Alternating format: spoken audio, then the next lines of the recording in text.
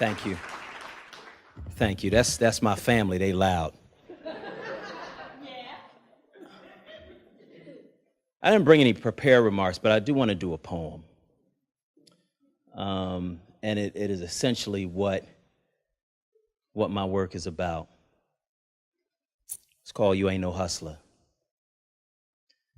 Jamal got locked up. Told me he was a hustler. You know, just a player in the game. I said, that's a shame, but if you really want to know the truth, you ain't no hustler. See, hustlers don't play nobody's game. They make their own game and break the rules. They make their own work and bring the tools, or they work a 9 to 5 and a midnight to 8. They work real hard and get home late to hug their wife and kids. Sometimes they even tell them about the work they did, but they don't never stand on nobody's corner, waiting to exhale. Hustlers don't go to jail. They work in McDonald's if they have to. $6 an hour with their back to the wall, because Jamal ain't no hustler. See, a hustler treats his woman right, because she going to be there when his game ain't tight to love him back out the door tomorrow. A hustler don't beg or borrow. He do what he got to do to feed his kids. Sometimes he even tell him about the work he did, but he don't never stand on nobody's corner, waiting to exhale.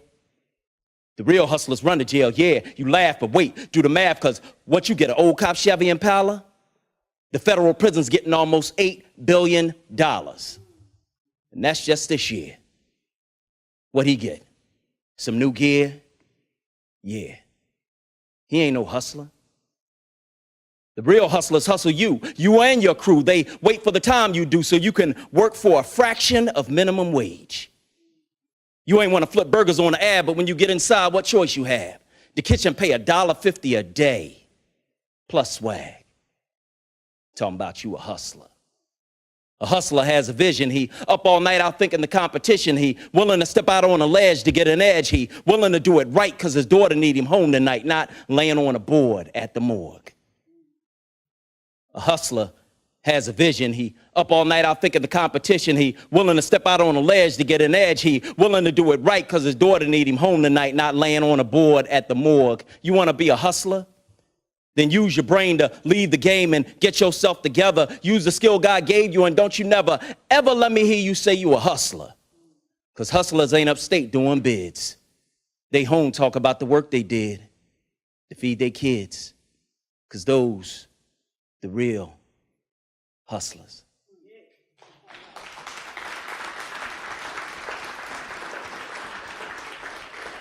I would like to thank PABJ for this honor.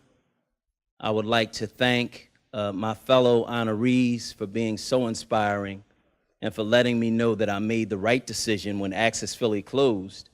And I could have gone back into politics and made more money, but I wanted to go into journalism full time and make more community. I wanted to make my people better by making myself better. I wanted to honor the people who came before me by doing this work. And I know that I made the right decision. When I asked my wife, what should I do? Because I had a choice between 2 jobs. You know, it's a great honor when the jobs come to you and you don't have to necessarily come to them. Sarah Lomax Reese was talking to me, and a certain political person was talking to me, and I said to my wife, well, you know, I would make more money if I did the political thing, but you know, I feel like the thing that I'm supposed to do is this. And she said, what are you called to do? That's why I love my wife. I said, I'm called to write, I'm called to speak, I'm called to be a voice for our community. She said, well, why would you consider anything that you aren't called to do? And that set me free to continue to be a voice for this community. And so I'm honored tonight to be recognized by my own. I've gotten, you know, awards and from some other people, and that's great. That's wonderful. I'm honored. I appreciate all of that. But there's nothing like being honored by your own. And so I appreciate that. And I know that, you know, we're going to continue to have an impact. One of my interns is here tonight. I picked all my interns. Rachel, wave, smile and wave. I picked my intern sight unseen. I called them up. I talked to them 2 or 3 times, and I knew they could do the work. It didn't matter to me what they looked like.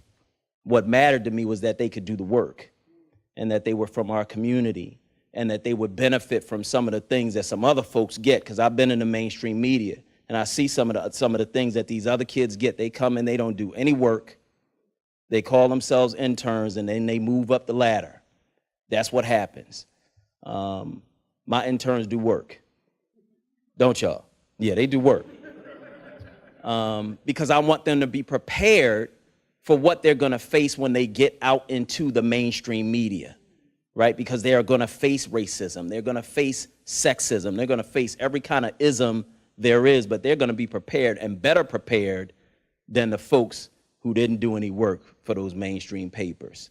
And so I want to thank you. I want to thank my fellow honorees. I want to thank Philadelphia for teaching me how to hustle on those streets, because I don't think there's a lot of people who work harder than I do. And when I heard my fellow honorees talk about the things that they did in order to get where they got, I know I'm on the right path. So I want to thank them for being examples for me. I want to thank you for being so supportive of me. And I want to thank Philadelphia for listening to and for reading and for appreciating the stories that I tell. Thank you.